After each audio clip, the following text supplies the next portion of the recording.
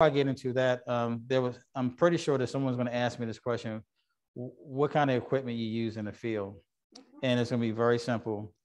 Over the years, well, put it this way, I use a Sony camera, and probably about 2 years ago, I realized that because I really shoot close to people, it was important for me to have a camera that could click silently. So I recently replaced my camera with a Sony A7 IV and also an A9 II. And as far as cameras are concerned, because I think if you're going to be in churches or places where you're going to be really close to people, unless you're pretty good at being able to capture a moment where people are unaware of you, I would pretty much recommend a silent camera or a silent shutter. Now, as far as lenses are concerned, when I'm in close with congregational members or on the street, I use a 16-50. That tends to do well for me. And when I'm on the street and I need to get a little distance or get real tight with people, my go-to from day one has been an 18-250, and that's a 3.5 to 5.6 lens. Sometimes I may use a 24-70, but the 18-250 and the 16-50, and the 16-50 is a 2.8. I pretty much use that when I'm in churches and I have challenging light. So you need to have fast lenses in order to get the image. So that's my gear, plain and simple, and it's worked for me since 2005. Even to this day, the only thing I've changed is my camera to get a silent shutter. Okay. So now, how do we prepare for a mission trip? First of all, mission trips are usually planned 6 months to a year out. So, like right now, as I was preparing for this presentation, my pastor already sent me a message. Hey, you have another mission trip, and that'll be in Guatemala. Okay, and that's coming up in the fall. So we normally know about those mission trips anywhere from 6 months to a year. The trips come about as a result of a need for a missionary on the ground. The church that I work with, they have missionaries all around the world. So when they have a need for something, it could be like a building need, renovation, or just ministry, building the church ministry up. They will call us and say, hey, look, is it possible for you to bring a team to take care of this need for us? So that's how that normally comes about. Normally, we don't go anywhere unless we have a missionary on the ground or someone we can trust that know the area or the location where we're going to be at. And I think that's important. I had spoke before in another meeting is that when you're going someplace in a foreign location, it is extremely important that you have someone that knows the lay of the land, that can get you around, know the people, and also in some cases know areas you need to stay out of and areas that are safe to go. So having a missionary on the ground is important for us. Now, once the team is formed, we normally will meet with each other for several months, just bonding, looking at all the needs that's going to be required for us to do our mission work, whether it's construction or ministry work. We need to sit down and assess with each individual, what can you bring to the table to get this mission done. And the bonding process is also a good bonding process for us because we get to know each other before our boots even hit the ground. So, and that's important. Everybody has a talent and a gift, and we try to stay within that talent and gift. We're not going to, so if you're into carpentry, we're not going to ask you to do something outside of carpentry. If it requires street ministry and that's not your skill, we're not going to put you there. So we try to keep everybody within the skill that they're bringing to the table to do mission work.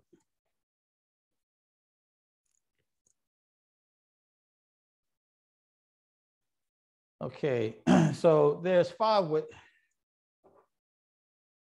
There's 5 ways of how I see the action in the field.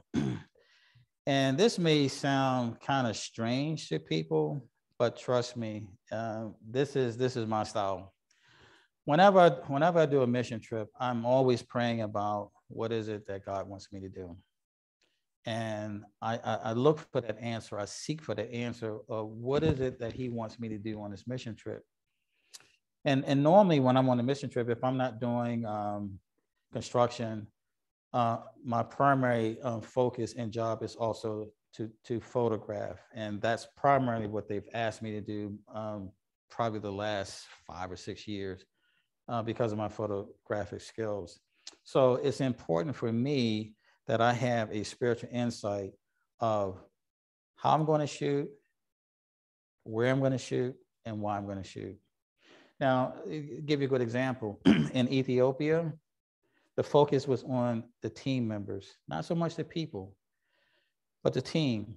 But then other parts of Africa, the focus was on the people. So I really look for an inner spiritual guidance of where God wants me to focus my photography. So I say that that's number one for me. Every day of the shoot for me is different. I don't wake up with any preconceived notion of what I'm going to shoot, how I'm going to shoot. I pray about it. It's a clean slate, and I wait for spiritual directions to do my shooting. The other thing too, when you are photographing people, and my background is actually in behavioral science, so I'm pretty keen on looking at body language. So I think that you have to watch people's behavior and try to photograph them primarily when they're unaware of the camera, because I think that's when you can get the best raw emotional shots from people. And shooting raw moments is my ultimate preference. I may pose people periodically just to do group shots, but mostly I'm shooting people in the raw, and that's pretty much my style. I think that when you're shooting and you see something you really want to shoot and it's raw and you really got to get there, you need to shoot it fast. Because a lot of times these events, they're like fleeting moments that they're here now and they're gone. If you're sitting up there trying to focus your camera or you're trying to think about it, or you're nervous to move in close, you probably already lost the shot. Some of my photos that you'll see today, a couple of them, you'll see that I am not shy about getting close to people. And I will do everything possible to get as close as I can. There was an instructor by the name of Dan Center at Frederick Community College. He was one of my instructors. And one of the things that Dan told me, it says, when you think you are close enough, get closer. And I always remember that. And so in my style of event photography and missionary work, I always try to get closer.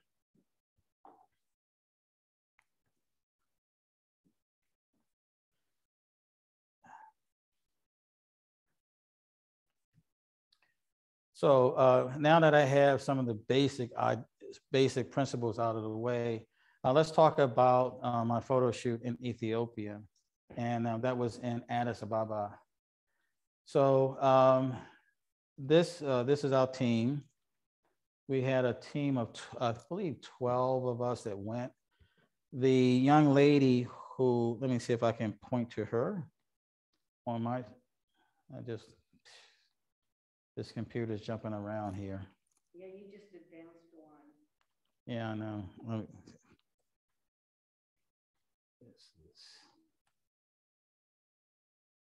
It's going in the wrong direction here. Did somebody move that back for me?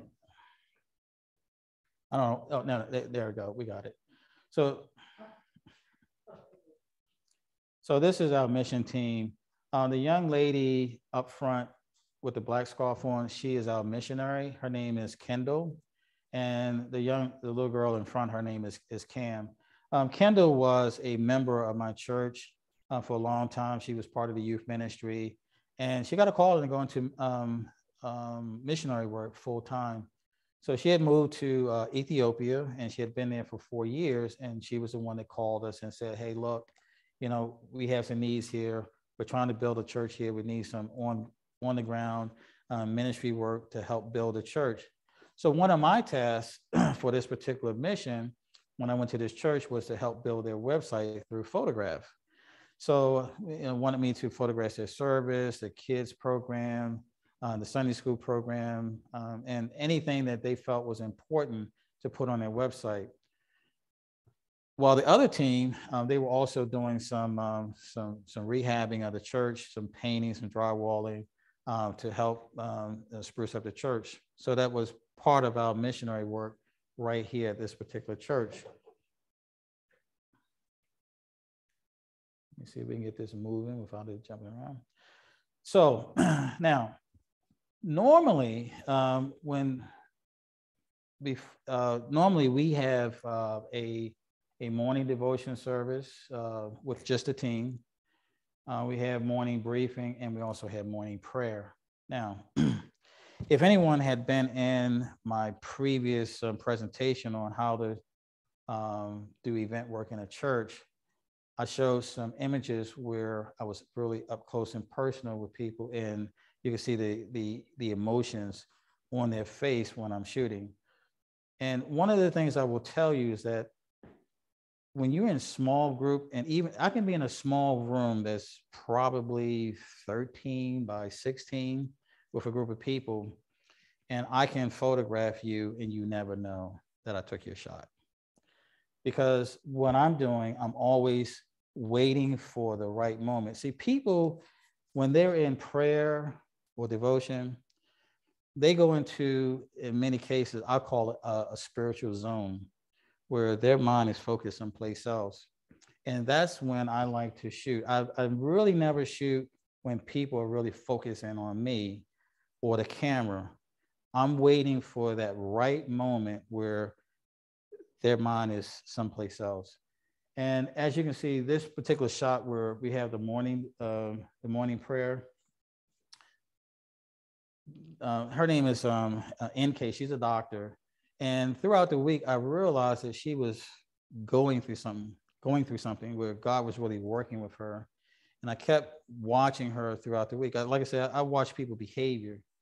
And I knew that this was going to happen. And during a morning prayer service, this is what I caught. And the team is praying over her as she's going. Actually, I think she was trying to decide on whether or not she was going to do world missionary work as a doctor. And I think God was really working with her struggling with that. And then she's just finally broke. And now I'm probably maybe 3 feet from her, 5 feet at the most. And this is what I captured. So during these mornings meetings, this is where you can get a lot of photos. And here's a good example. These photos were taken strictly just morning services, devotion, prayer. And as you can see, these are raw and up close. Like I said, I'm in a room about as big as a bedroom, and I'm able to capture this. And at the same time, when you're trying to capture these kind of images, you need to be mindful that you don't want to break the spirit of the person at the time you're photographing. So this is why it's really important that you wait until the person is in that zone where they don't even know who's around them. In the middle with the white handkerchief, that's my pastor. He hates me because I always capture these shots of him. The guy with the orange towel, he's now a pastor himself. All week long, he's a big guy. He's in the military. He tried to avoid my camera, and I knew it. You just have to know. And sometimes you just have to be patient, and you have to wait to get these shots. But all of these shots were taken during morning devotion. And the same thing will happen even in churches. So you just have to have a keen eye. I call look for behavior tells that people are giving you. If I see someone pick up a tissue, why are you picking up a tissue? That you're telling me something's going to happen. Or if I see someone, if I'm in the room with my camera and someone starts to move away from me, that tells me that something's going to happen. They don't want me captured on camera. So guess what? I try to make it like I'm going to avoid that until I have an appropriate time to take that shot where they don't even know I took it. So like I said, in Ethiopia, I spent a lot of time photographing the team. And one of the things I will say to you, because you haven't seen all the photos that I would present from Ethiopia, but the photos were so raw that I had to ask the team permission to even post them. That's how raw they were. So I have another video that I want you to see, and hopefully you'll be able to see it okay.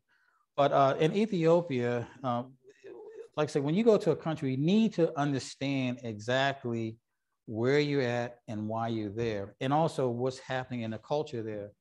So in Ethiopia, there's a memorial museum called the Red Terror Martyr Museum that really talks about an epic time in Ethiopia where there was a genocide. And these are things you need to know because you're dealing with people in their culture and you have to understand what they went through. So let's take a quick look at this important video that summarizes what actually happened. If you could just keep chatting along a little bit, we're going to take you off share a little bit so we can get the audio come up next day. Okay. We'll take it off share, hit the button, and come back up. Okay. Continue. Well, my next thing was the video. Tell a story. Okay. So anyway, they're trying to work on the videos. So let me tell you what you're going to see in the video. Okay. The video is really going to talk about a genocide that happened in Ethiopia that a lot of people don't know. And actually it happened within our lifetime. One of the things that I was going to share with you at the end of the video, since it's not up yet, I'll just tell you now. Oh, actually, they said the video is ready.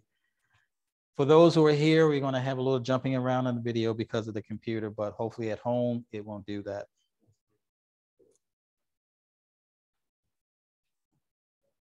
I have to tell you if it's not running. If they can't hear the sound.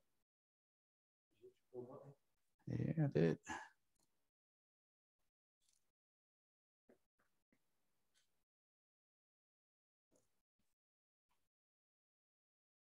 There we go.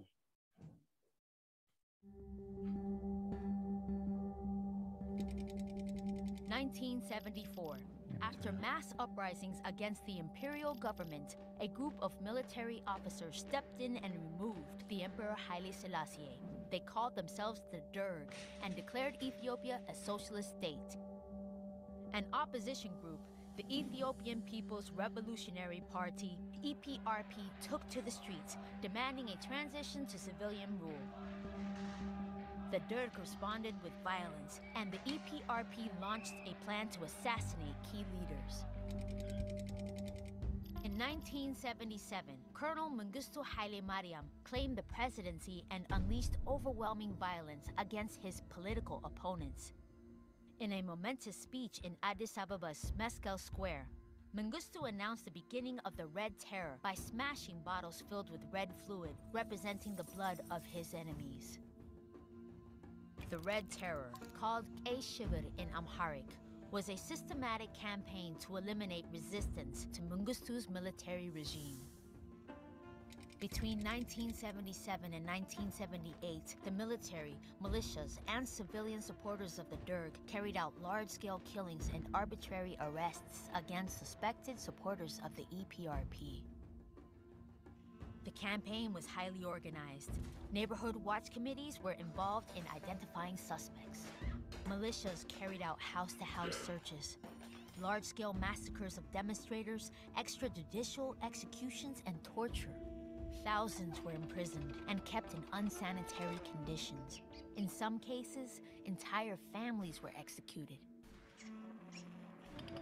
The dead piled up in the streets of the capital and in other cities. Mengistu came to be known as the Butcher of Addis.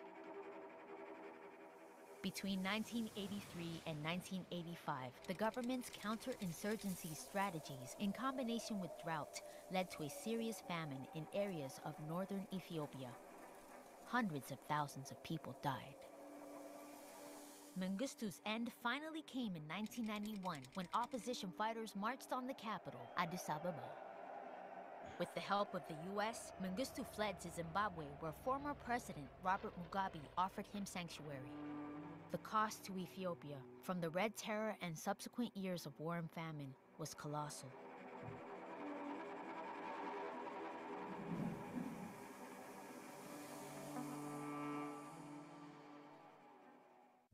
So just to tell you a little bit more about that, let me back up for 1 second here. When you go into, like I say, when you are in another country, you also have to understand some of the struggles that that country has gone through in order to understand the people and also to be able to sympathize with what they went through. As I said, this particular genocide happened during our lifetime. And when you go through the museum, you will see like rooms where there are body parts and skulls and people who actually died. And so if you, I don't know if you can see this, my red pointer here, probably not on the screen, but there's photographs in some of these cases of these are the people who are actually killed during this genocide. So, like I said, you really need to know this information because when, you can't be ignorant when you go to another country and not know what's going on. One important thing is that the guy who's doing the speaking here, he was part of the genocide. And he stopped, he was doing a presentation for us and he stopped. He rolled up his pants leg to show us his legs that had been beaten with chains and cut with knives. And he is a living part of the genocide. And that was real for him. So in Ethiopia, you have a lot of people who have went through this. And so when we're out on our mission trip, we have a chance to either pray with them and really understand what they actually have gone through. On the statue that my friend took with me standing there, it inscribes, it says, "Never, ever again." What's interesting about this is that my son got married in about 2 years ago. I did his wedding for him. And Tatessa Baru, he was a general in the army, and he also trained Nelson Mandela. And come find out, this is my daughter-in-law's grandfather. So because he was such an influential person in Ethiopia, he believed in teaching people that they should learn to read so that they could govern their own self. And he was a threat to the government. So when genocide ended, some of the other generals they let go, he was killed by firing squad. And because of his martyrdom, they have that's his statue that's in Ethiopia. So for me, that comes right home with my daughter-in-law. She's from Ethiopia. Actually still has family there also.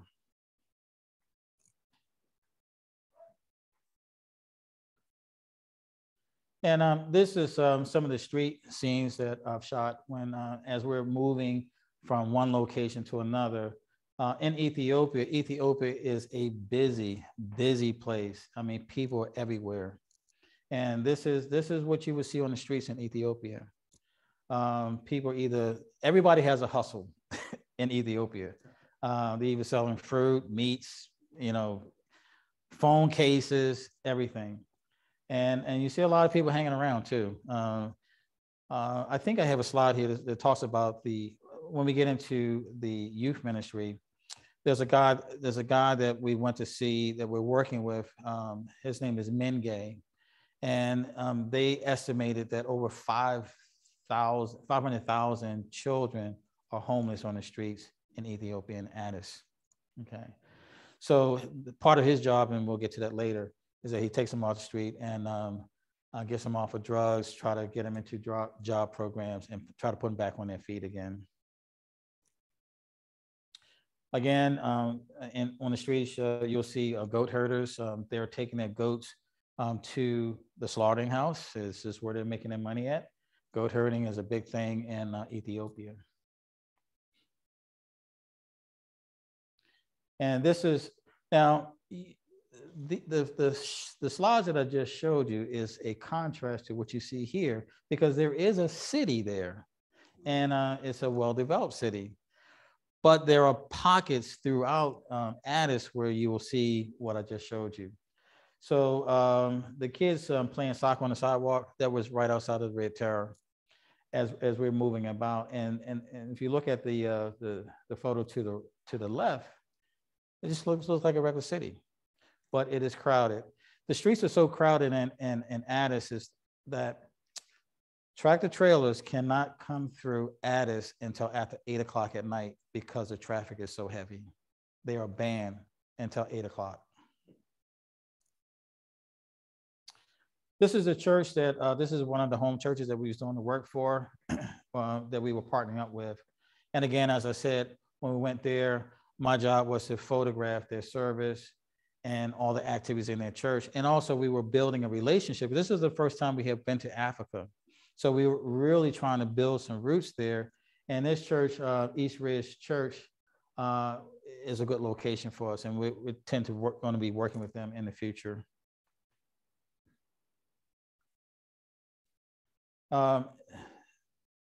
The gentleman to the left of the screen, that's our youth pastor. His name is Ronaldo. Pastor Doug is the pastor to that church.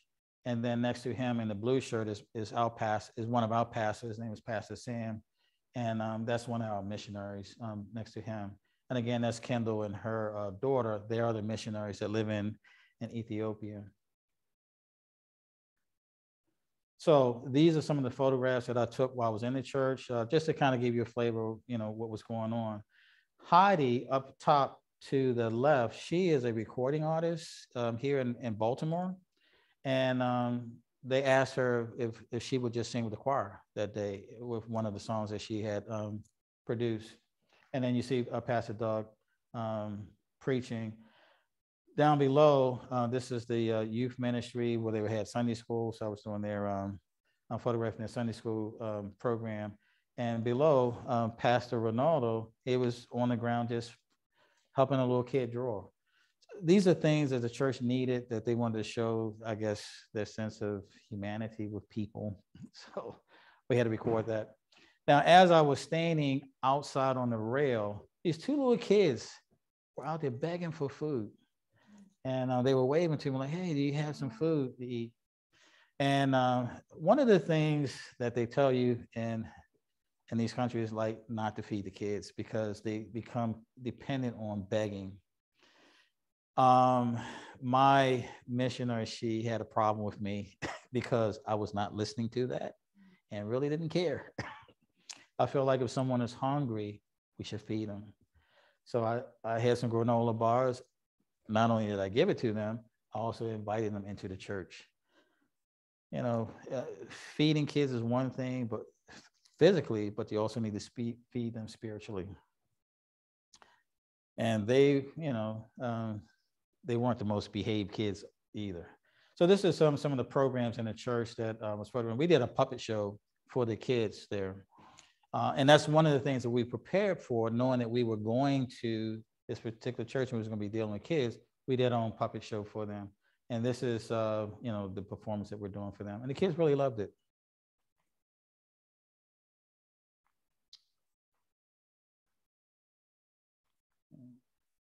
And going backwards, give me 1 second here.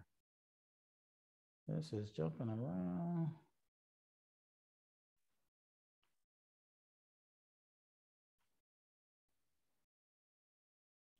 Okay. Oh, okay. So this is the Sunday school program, and this is a shot that I took of all the missionaries as well as the church itself. And while Tina really fell in love with this kid, they kind of stay in contact. He's a kid from Ethiopia. So sometimes even when we're on the ground, we actually bond with people that live there, and we stay in contact with them. Again, more street photography as we're moving from one location to the other. And this is through Addis. Again, you got the city life, and then outside of the city life, you have people that's selling produce and everything else they can figure out to sell. I'm gonna move a little bit quickly. These are more shots within Addis. The building to your left is a typical store that you would see on the outskirts. And again, you have the vendors. And if you want coffee, you can get coffee right there if you wanted to. I tend to stay with Starbucks. Going a little bit deeper, the photo to the left, these are guys that they're a shoe shine business. So if you wanted to get your shoes shine, that's it right there. That's their typical way of running a shoe shine business. And as I'm walking along, you also see a lot of vagrants on the ground, and they actually sleep out there just like that.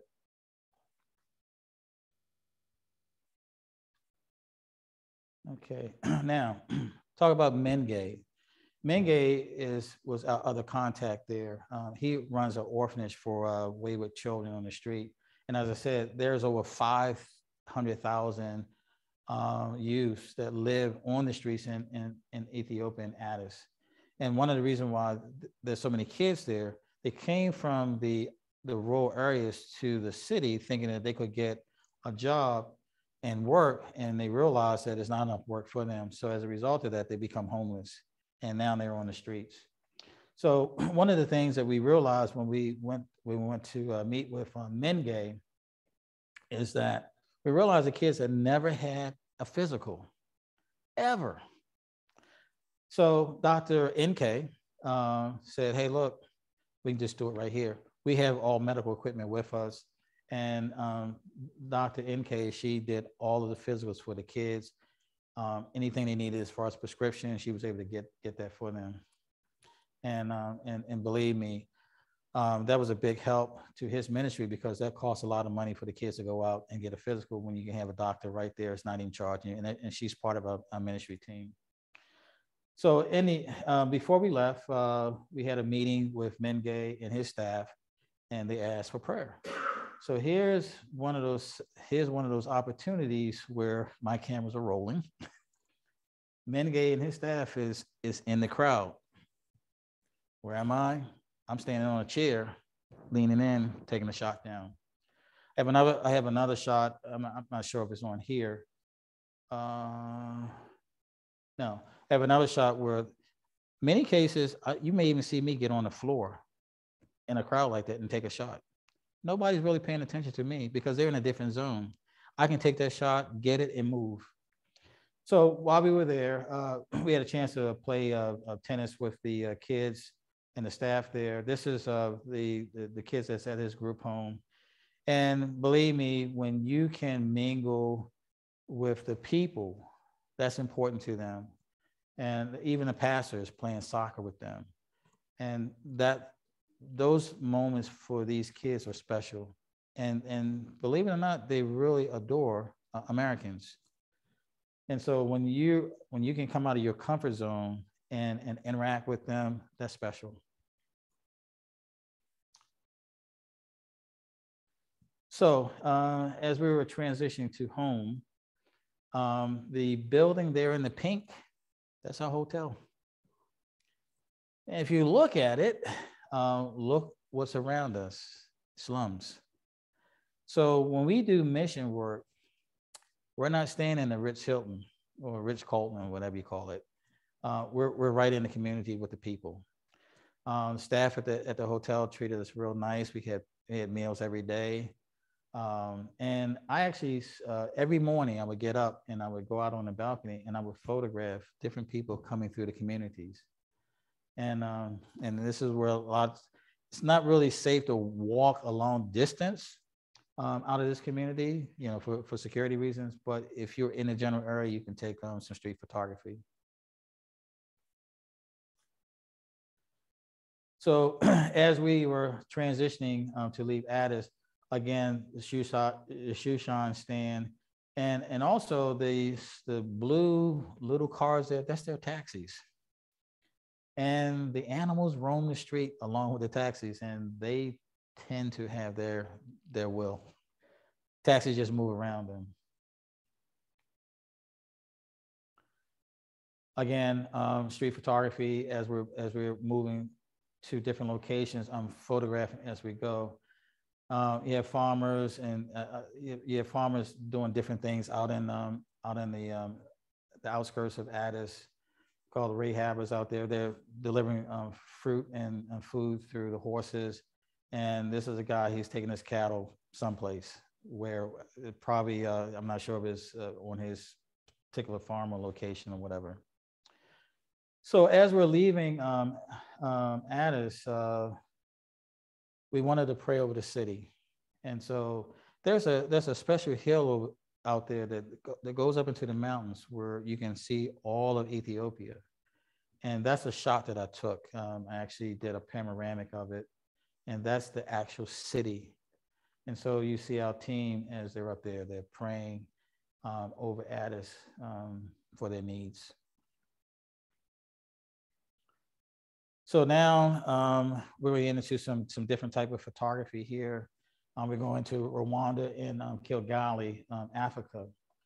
Again, we have a video now, and this is a video I really think we really should watch.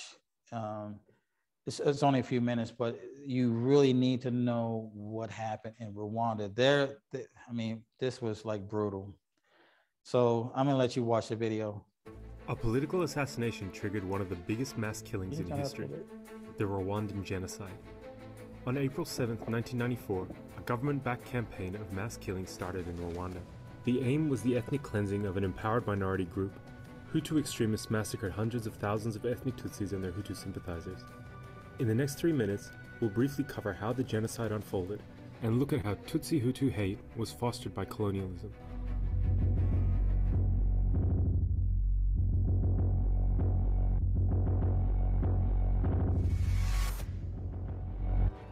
Within a span of 100 days, at least 800,000 people were killed in the most rapid genocide ever recorded. During this period, 6 people were murdered every minute. Dead bodies were piled up on roadsides as people were encouraged to kill their neighbors, women were raped, and even the lives of children were not spared. The killing spread to all corners of the country and the violence unfolded before the eyes of the international media. This is what so much of Rwanda has been turned into. Houses, villages deserted, every few yards a dead body, and everywhere the stench of death. The world knew what was happening, but Rwandans were left alone by the international community to face this dark chapter in their history. But the ethnic divide and hatred that fueled the genocide did not come from nowhere. It has its roots in Rwanda's colonial history.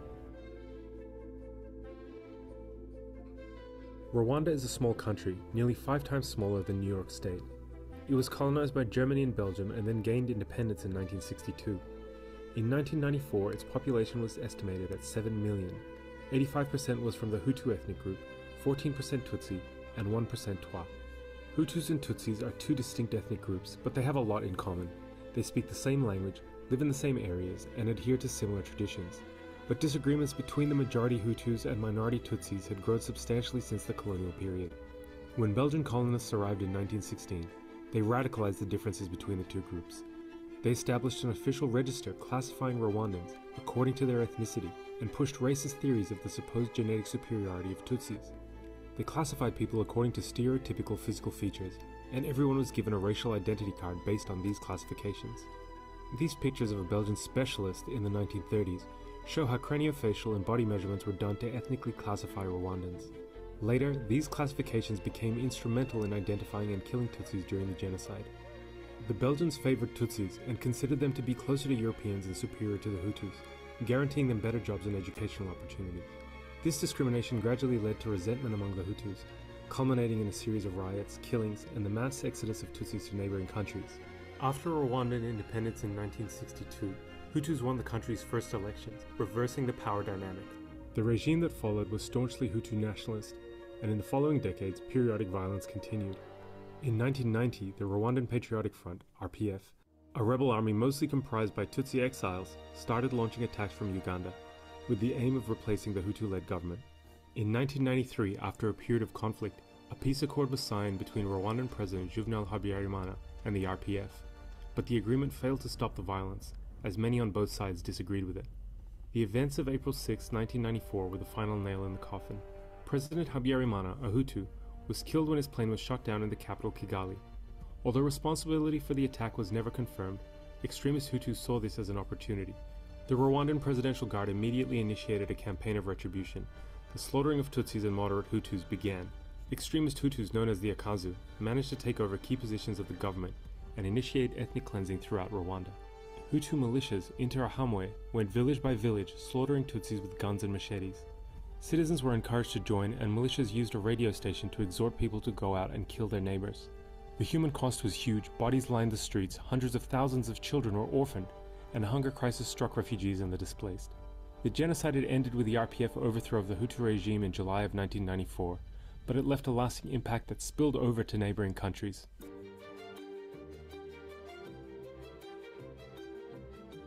The United States actively discouraged the UN Security Council from authorizing a more robust deployment.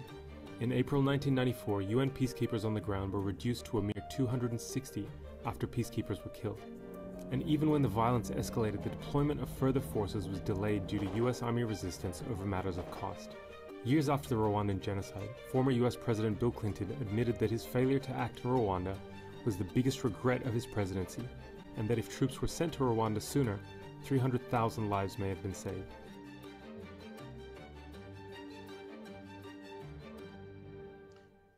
So as you can see, like I said, it's important that you understand what's going on in the country that you're doing missionary work in. Just want you to think about it. A lot of these genocides, it starts as really from racist theories. But I want you to think about something. 800,000 people were killed in 100 days in Rwanda. 6 people were killed every minute. That's something I can't even wrap my head around. And I get emotional even thinking about it. But you have to understand, because you're dealing with these people in this country, and so you have to understand their pain and the plight that they went through. And talking about that, let's talk about Antoinette. Antoinette, and this is another good reason why it's good for you to have a good missionaries on the ground that can work with you and know the people. Our missionary, her name was Alice. She lives there. She's a Rwandan, and she granted us this interview with Antoinette. Antoinette lost her father and seven siblings during the genocide. The soldiers had taken her mother away, and she didn't even know if her mother was alive. She didn't find her mother until years later. Okay, she's the only surviving sibling from that genocide, and her other side of the family and her were placed in refugee camps during this particular time. She was 4 when this happened, and I can tell you without a doubt that the pain from what she experienced is still there to this day. So as she's talking to us about it, you can see her reaction to it. These are her 2 daughters. And so our team is talking with her, praying with her, and we also are bringing her supplies. But like I said, so in Rwanda, you have to understand that you may be talking to people who went through this. And so, you know, you have to be able to approach them a little bit differently than someone who never been through genocide, never went through the horror that she went through. And I really loved her daughters. Her daughter was just sweet. So, you know, our team had a chance to pray with her. We also provided food for her family. And I think the bright point of the interview that kind of took her out of this emotional stupor that she was in was when I photographed her family for a portrait. And I'm showing her the images on the back of my camera. And look at that smile. Look at her daughter's smile. Photographs can mean so much to people in these parts of the country. You got to remember, it's hard to get a camera, buy a camera in these countries because they're so expensive. They don't have that kind of money. So when you're taking photographs and you're able to show them to them, that's special for them. And this is a portrait that I took of Antoinette and her daughters. Beautiful. So now we're going to get into the nuts and bolts. So we're into the villages of certain people. And in Rwanda, I mean, Rwanda and Uganda, you'll see a lot of these photos here. This is Josephine. Josephine is she's a widow with 3 children. Her husband died a year ago from AIDS. And that's one of the things that I realized in talking with these families, that a lot of these women, I mean, a lot of these families have AIDS running, HIV and AIDS running through their family. So her husband died 3 years ago from AIDS. And actually, Josephine, she's actually infected with AIDS with 3 children. I'm sitting in her house, her little hut, mud house, and I'm taking this photo. She's probably maybe 4 feet from me, okay? And Josephine, like I say, she's infected and she's concerned about the future of her kids and what's gonna happen to them if something happens to her. And her oldest daughter is 15 years old, which means that if mom dies, we have a 15-year-old that has to take care of the kids. So this particular house is probably maybe 8 by 10, maybe 1 room, dirt floor. And we're in her house, and you can see how sad she is, you know. And so whenever we visit a family, we always are bringing them necessities for them for survival, so food and things of that nature. And so here's a moment where we're actually praying with her.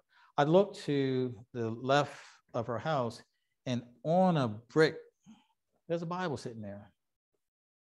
So no matter how much pain she's going through, she still has a spiritual connection and faith. And that's a shot I took from in her house. I did a lot of portrait work for the families there, that they would be getting photos of their portraits. Some of these families have never had a professional portrait done at all. And this is Serafina, and Serafina is a mother of 8 kids. Her husband works when he can and when he can find work, and she cleans. And a lot of the women do digging, where they need to like move dirt or rocks from landscape. That's what they do for a job. And she does a lot of different odds and end jobs too. With Serafina, this is a portrait I did of her family. This is her house with 8 kids, and probably only has like maybe 2 rooms in it. And like I said, a dirt floor, mostly adobe style houses. And the families normally cook outside. So the picture to the right is her small son, and that's the cooking area. And this is where they cook and prepare food every day. Then you have Anastasia and her family. She has 3 children, 2 boys and 1 girl, and she has 5 grandchildren. Her son, Robert, is 21 and lives with his mother. What we found out was that Robert only went to school for 1 year. That's it. And so his chances of getting an education is pretty much gone now.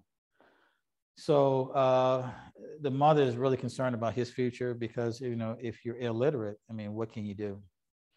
And so again, all these photos are taken in their house. See, like I said, again, when you have good missionaries, you can get into these places. You can sit down with them and be in their house and talk with them.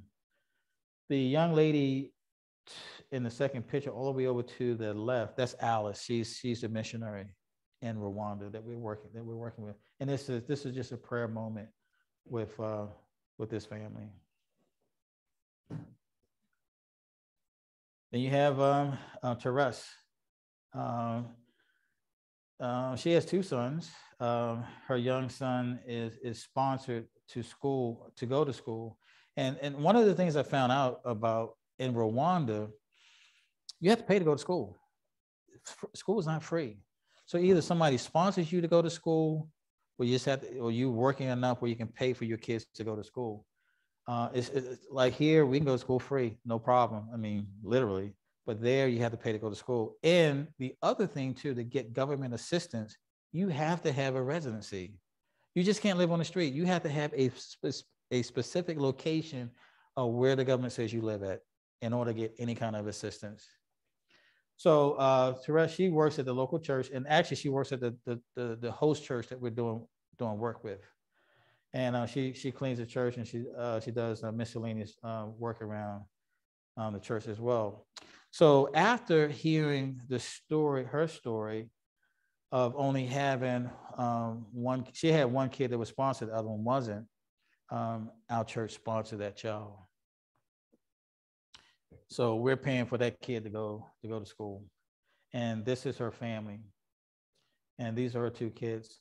So the youngest kid, I believe he was the oldest one, he was the one standing next to me. He's the one that was sponsored to go, but the youngest one wasn't. So we picked up the cost for him to go to school. Now, like I say, sometimes some of the best moments is really when you can work with the kids. And we bought a football. I don't think we'll do that in Rwanda again because they don't know anything about football. Soccer maybe, but football, no. So I'm out there teaching them how to throw a spiral football. And they're having a blast. And, they're just trying to get their hands around it and things of that nature. Is just really, really interesting. So a friend of mine picked up my camera and took a shot of me playing with her son. Second. How to throw a football. So in Rwanda, again, the traffic is all parts of Africa. The traffic is horrendous. Motorcycles are the primary means of transportation of getting around in Kigali. And again, you always have the farmers and people selling fruit on the streets. So now as we go to the host church, we found out that they have an apprentice program for women where they learn how to sew. And they stay in the apprentice program for a couple months, learn how to sew. They sew bags and dresses to sell in the market. And we actually went to the marketplace where you see a lot of women. They have their sewing machines right there, and they're making clothes for people right on the spot. So on this second page, you see all these bags hanging. They made these bags, and these women are pretty good. Now, I'll tell you how good they are. Whenever you travel with women, they always want to shop. So they went to the marketplace to get material. They made dresses for the females within 48 hours, tailored to their specification. Those bags right there, our team bought every bag from them, plus about 8 dresses. And for all these women right here, that purchase, which probably cost us no more than $100, paid 3 months of their rent and expenses. And were they happy? Absolutely. And so to be able to do something like that was fine. And I'm gonna show you a photo. Oh, and these are the girls. These are what the bags. I took a shot of them outside of on the church grounds. That's one of the young girls in the school who's learning how to sew. Again, as we're moving to the outskirts of the school to a school, this is the traffic. This is what you normally will see on the streets as I'm doing some street photography while we're moving along. Now, this is one of the sponsor schools there, And this is what typically a classroom would look like. One of the things that was interesting about the way they do school there. So let's say I'm 12 years old, but I dropped out of school when I was in the 3rd grade. So now you get sponsored and you want to go back to school. Well, you don't go into the grade of your age, you go back to the 3rd grade. So they never advance you beyond where you left from. They make sure that the kids are well educated from where they started, which I thought was kind of interesting and kind of made sense. So, because I was sitting in the class, I was saying, well, you got some older kids in here, some young kids here. And so I asked the principal, how was that? And they explained that to us, which I thought was kind of interesting. So typical elementary school. So let me tell you what happened. You see these kids running? I think I created a firestorm. So I was walking around the edge of the building and some kids came out of the doorway. They saw me with a camera and they waved to me and I took a shot at them. Well, that created a firestorm. So now all the kids were like, say, photographs, cameras is something unique for them. So the next thing I know, I got kids running out of buildings wanting to get photos, which was, the principal was fine with that because we was there for the day. And these are the kids running to us to get their picture taken. And we had a blast with them. And as we were leaving the school, this is the photo I took of the kids as they were saying goodbye to us. And you see some of our team members are in the midst of them. The kids in these schools are absolutely wonderful. I could spend all day with them. And actually, I'm going to show you another school we went to where it was just epic. This is a typical church service in Rwanda. They have modern technology just like we do. And this particular church is pretty well to do. Now, as you see, there's a picture to the right with me on stage, and I'm giving a speech. And I'm also telling the congregation about my life. So as I was sitting in the church, I noticed this young guy here. He's the church photographer. So I asked him to come up on stage. And as I'm speaking, I just told him to just sit there for a second. And I started encouraging him about photography. To let him know that with photography, especially in Rwanda, you can do well with that. And so I'm always encouraging people in the field of photography. And he has, you know, a little Canon Rebel camera. It didn't matter. But the fact that I was able to encourage him, that was important to him. So when we were about to leave, I needed a photo taken of me and the girls, right? These are the dresses that were made for them by the students. You can see how well they look. So anyway, so I asked the photographer, say, look, hey, take my camera and take our picture. He's looking at my camera. Like, oh, wow, this is a nice camera. I said, yeah, go ahead and take it. So I let him take a shot, and this is the shot he took from me. So, you know, again, when you in these countries, feel free to, you know, to bond with them. Be free. Let me see how much time we have left. Or at 9:12. Okay, so I'll stay as long as people want to stay, but I can speed through some of this also. Yeah, I was just wondering if we want some time for questions, which would be. Well, actually, this would be a good time for questions because the next one I'm going into Uganda. Anybody have any questions? At home.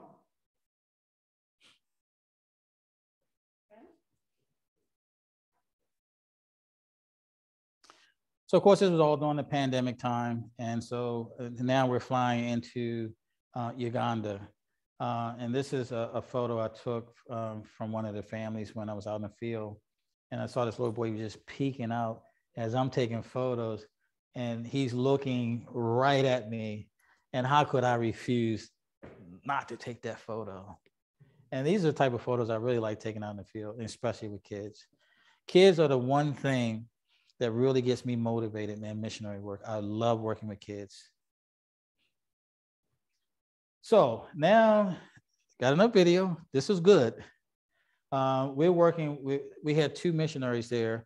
This one is, his name is, I'm trying to pronounce his name, Involve, something like that. He has a program, he runs a ministry called Creek for Christ. And young guy in the heart of the villages and really working for the people. So he actually partners with a friend at my church named Daniel, and Daniel was the one that put us together with him. So he knew we were coming. So he had a special presentation for us. So you'll see it here. Oh Lord, my God. And also it will share with you some of the work that we did in the field. You'll see us actually working. He put a lot of this together. So this is what we walked into when we came to his compound. Young girls just dancing for us to say welcome. I hear the rolling thunder, thy path throughout the universe displayed. Oh Lord, my God, when Our pastor. He used to be a dancer in his former life, by the way, in theater. And that's Daniel, a friend of I see the stars, I hear the rolling thunder, thy path through. That's Involve. He runs the mission. Then sings my soul, my Savior, God, to thee.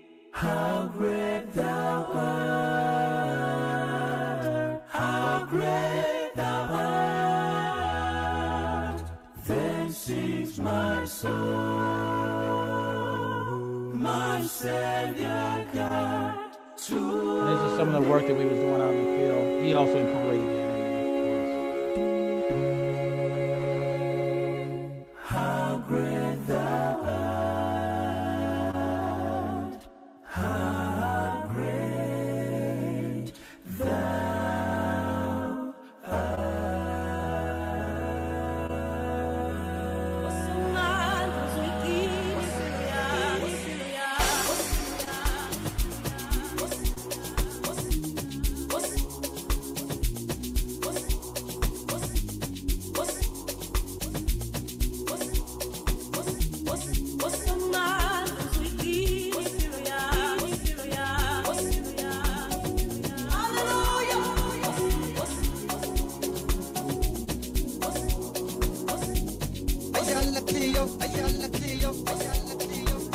I actually photographed that.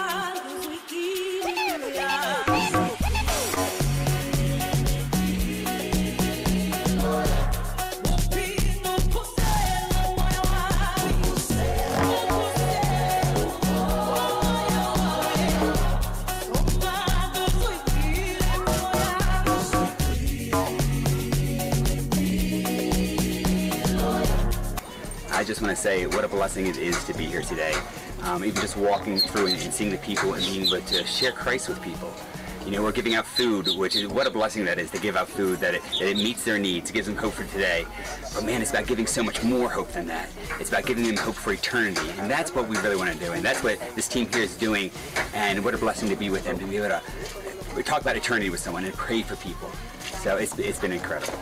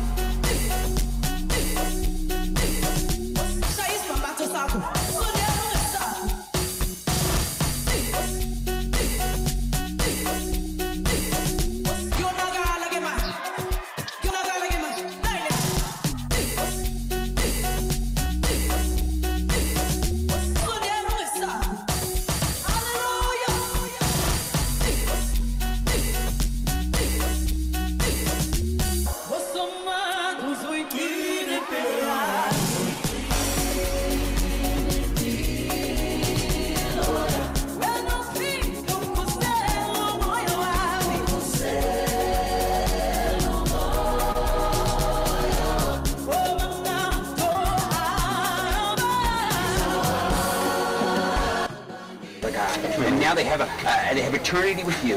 Father, we pray that they live a life with you, they follow you. Father, I pray for them to connect with the church, Father God, connect with fellow believers, that they find help, Father God. They don't have to walk alone. That you show them the way, Lord God, to live for you. Father, and everyone who comes in the presence sees something different in them.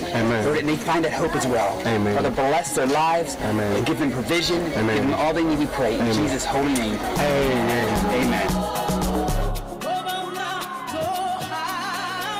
We serve a living God. We bless a living God. Now, this is the mother project that we've been talking about, reaching out to mothers, but with something to eat, with the word of God. Do you know what your $20,000 has done in this reach out? Thank you so very much for coming out for us and standing with us. May the good Lord richly bless you. The mothers have been blessed with food and salt and the word of God. We encourage you to keep supporting us. That is reaching out to us through our website, www.quickforchristfoundation.org, or even going to our Facebook page, that is Quick for Christ Foundation. You can still check us out on Twitter, that is Quick for Christ Foundation. You can go on a TikTok, that is Quick for Christ Foundation. This is what we call spreading love in the hurting world. It is okay to preach the gospel, but sometimes people are hungry and they need something to eat. We've encouraged them and we've preached the word to them. We hope you join us to do the work of God. May God bless you so very much. I had a chance to work with his young photographer and did some training with him. I did some training with his young photographer when he was on the field. He was the one that shot the video, so I gave him credit for that. As you can see, I was in the background and shooting. So to speed up a little bit, Embole showed you a lot of what we were doing. And I was behind the scenes doing the still shots. That's at the compound when we first came in. This is us loading up the food to take out into the field to give to the people. And this is, we're actually going into bush now to take food to the impoverished people. As you can see, we're right out there. And these are some of the families that we met out there out in the field. Every house that we went to, we delivered food and we prayed for the families. And again, the photo to the right, this is kind of houses that people lived in, unfortunately.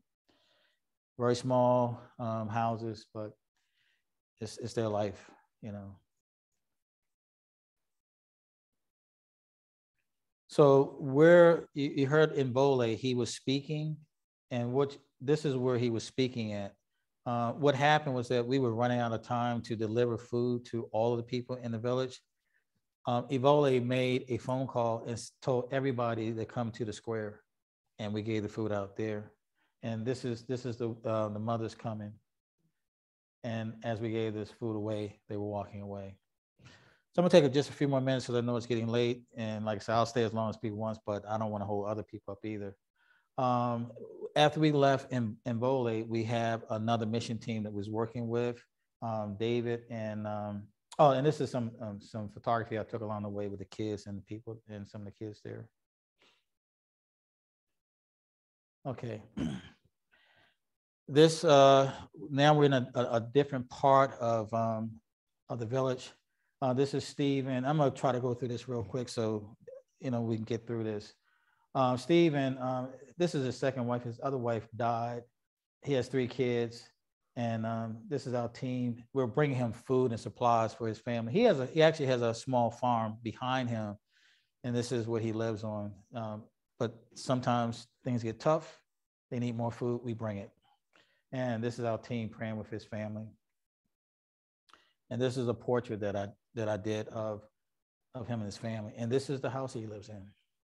So when you look at these photos, you should be thinking to yourself how blessed you are to even have just a toilet in your house. Their house is outside. They cook outside, and all those people live in one area.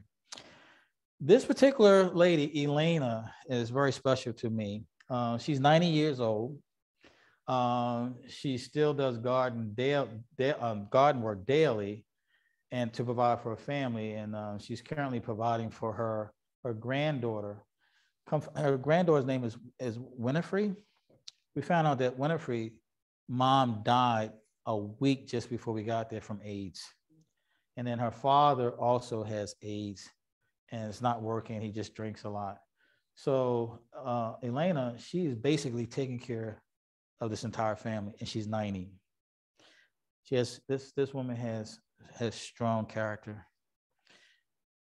One of the things that so what we did, you see that we were praying for her, and she's so accommodating that she didn't want us to sit on the ground, so she went in the house and brought out mats for us to sit on, just to show her hospitality. And this is some of the food that we're bringing her. And a neighbor actually showed us how to get to her house. This shot right here, this is Winifred. And you could really feel the pain that Winifred is going through with the loss of her mother just a week ago. And Shanae, who's on our team, went to pray with her just to embrace and hug her. And then what ended up happening is that Shanae realized that Winifred, she goes to school, but she goes to school barefooted. She doesn't have any shoes. Shanae gave her shoes. So when this was all over, Winifred was so happy. She realized that she left her books back at school. She had Shanae's shoes on, and she just wanted to go back to school just to show off her shoes. So this is what we deal with in the field. And like I said, this is all emotion for me because every photo is a story behind it. You know, like Nombri, here's a lady, she has, I think she has 6 kids. She has AIDS. Okay. Her daughter, Fiona, is the oldest. And you see that little house back there? That's what they live in. Dirt floor, and they're on a wetland. And the wetland is so bad that the government's going to move everybody out. She doesn't even know where she's going to live at. And remember, I said, in order for you to get government assistance, you have to have a place of residency. So this is going to be a problem for her, you know. And then the other problem is that if she dies, what's going to happen to 6 kids? Fiona is going to have to take care of her. I'm going to move a little bit quicker. I'm going to get to the school program because that's where I had some fun at. This was a school that we went to outside of Uganda. And we actually helped support their meal plan that day. So when I was there, I told you every morning I work with a blank slate. And you know, like I said, I was mostly interested in working with the people, not so much the team. So these photos are mostly about people. This young man, this little boy right here, his name is Assad. I was standing up on top of a van and I was taking photos of all the kids there. And I kept feeling that God says, let somebody use your camera to shoot with. So as I was looking, he was looking at me, I was looking at him, and I asked him to come over. And I showed Assad how to use my camera. And I took him, I think I missed one. I took him around. Oh, I'm sorry, it's right next to it. I just let him walk with my camera. Now he has $5,000 worth of equipment in his hands. But God said, don't worry about it. He'll be all right. And he photographed all of his little friends at this school. I mean, it's like hundreds of kids. He was so happy. And I didn't worry about it because I felt like God had it. And so after we got finished, this is the hug I got from him. And again, they don't know anything about football. I'm trying to show them how to play football, American style. I throw a mean spiral, by the way. And we're playing, and then again, we interact with the kids. And once I go through this, we're going to end it here. We interact with the kids and playing with the kids to let them know we're not standoffish. We're right here with you. We want to interact with you. We're just like your next door neighbor. And they love it. So now we decided we was going to help with mealtime. So our team is helping with lunch, and we actually help provide some of the lunch for them. And this little girl comes up with her plate. I just couldn't resist. And in Uganda, the girls, their hair is cut close to like boys until they're old enough to take care of it. And it's a reason for that. You know, like if you got long hair and you got lice and bugs in it, it becomes more of a problem. So they have to cut their hair. Sometimes it's hard to identify if I'm talking to a boy or girl, depending on what they're wearing. So here, mealtime comes, all the food is gone. So I'm sitting here, and this is the reaction from the kids as they're reaching out saying, we want more food. And the little girl is popping out from the crowd. And as we are closing, Pastor Sam is just loving all over the kids. Like I said, you cannot be standoffish when you're out in the field. And a photo of me with all the kids there. And this is a photo I took. I was up on a van shooting down to get that shot. And last but not least, went out to a church.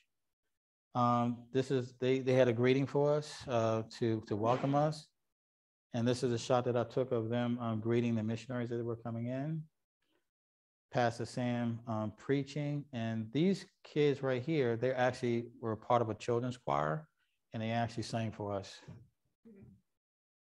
And then at the last minute, Pastor says, oh, could you take some group photos for us? And we have 5 minutes to do it. I like, really? However, you see one set of kids, other set of adults. And as I was ending this is my little girl. She was one of the families that we saw, and she was on this roadway. And she had this shirt on that says, love. And I ended by saying, goodbye, Uganda, we love you. So this is me as the missionary photographer in the fields of Africa. Hope you enjoyed it, and I hope you kind of understand, you know, what I do and why I do it, and also the process of looking at the photo work and seeing how I photograph when I'm on the field. I think Rwanda and Uganda is a little bit more of my style that you would see working with the kids and the families. So I'll just end this. If anybody has any questions for me, then we'll just close. I know it's late, but I really want to make sure everybody saw this. Yeah, well, thank you so much. And what I want to say is I've learned a lot, and I feel a lot. So thank you so much for sharing this with welcome. us. Yeah, I can welcome. see it comes from your heart. So thank you so much. Right. And thank you for coming. Thank you all at home. So any questions? Yes. So I want you to know I try to keep my composure through this, because this is really tough for me. Yeah. You know, I know every photo and everything about it. You know, so go ahead. So, well, number one, I love your portraits, and I'm looking at this, and this is just incredibly special. Kind of a two-part question. Sure. When you're taking these family portraits, do the subjects understand the purpose of taking the portrait? Yeah. And we always ask permission, and that's why I said it's good to have a missionary on the ground. The missionary on the ground can vouch for us, you know, that, you know, we're good people, we're here to help them, we're not trying to exploit them. Right. And do you have a way of giving them back pictures? I know it must be really complicated to do that. No, not at all. Alice, who was our missionary in Rwanda, she got a link to the photos. David and Doreen, they were our missionaries in Uganda, so they have a link also. Actually, I'm physically going to send each family a portrait. Yeah, that's fabulous. I mean, those are really precious. When you talk to a family there, they have never had a portrait done. I mean, you don't even see photos in their house. Yeah. And to give that to them is special. Oh, yeah, absolutely. That's right. So that's really a treasure. Yeah. Kenny? Yeah. Hi, this is Kay Muldoon Ibrahim. Hey, Kay, how you doing? I'm doing fine. That was a very, very interesting presentation. Well done. And of course, a lot of it came home to me. I was actually living in Ethiopia at the time that Haile Selassie was overthrown and Mengistu took over. And yeah, it was a very frightening period for us. And then when we moved to Kenya shortly thereafter, a lot of people were coming into our town from Uganda because of the revolution that had taken place there. It was, but I love to watch the pictures from Uganda because they really looked so much like all the Kenyans that we got to know. Yeah, I know you did work in Africa, and I appreciate your compliments. Thank you. You're welcome. Yeah, a lot when we had the genocide in Rwanda, as Kay was saying, a lot of these people, they spilled over into other neighboring parts of the country, which has created a refugee problem. So, and I do know that in Uganda, in Rwanda, they try not to have these conversations about genocide. They just want to forget about it. And so you don't even want to go there with them with that. And actually the government is really trying to bring the people together more. And the one thing I would say, I forgot to say this about Rwanda. Rwanda is probably a very clean place. I actually could live there, really. Once a month, the government shuts down all the businesses and everybody has to clean the city. Everybody. It's part of their tradition now. And it brings people together, and it's really pretty clean too. It's good for raising families, better than Uganda. Anybody else have any questions? How long did you stay in Uganda and in Rwanda? Okay, this was a 12 to 14 day trip. We spent most of our time in Rwanda, and I was in Uganda for only 4 days. So, yeah, so they're right next door to each other. So we just flew over. Yeah. And this was during the close to the end of the pandemic. I went there in March, this past March. Mm.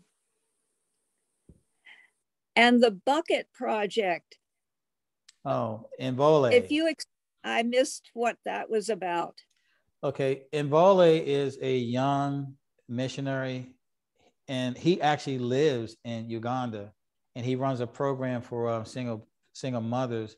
We're providing with food and other necessities for life.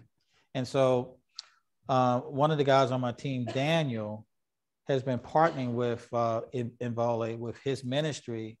And so when we were coming to Uganda, although we had other missionaries that we was working with, we took 1 day to go work with Invole and his mission. And actually, I enjoyed it.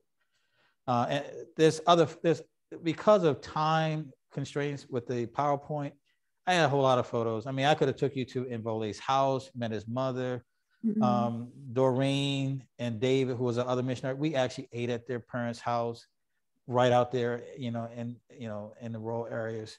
I mean, if you want to see more photos, if you just go to my website, KennyEppsPhotography.com, and look under missions, and you'll see the rest of the photos that I've had taken from Ethiopia, Rwanda, and Uganda. It's more out there. It's just that I have a time constraint in doing the presentation. Yeah. Okay. Thank you. And I stayed awake. Thank everybody for participating and being a part of the Zoom. Thank you. Thank you, Kenny. You're welcome. Thank you. Thank you. Okay. Let's see.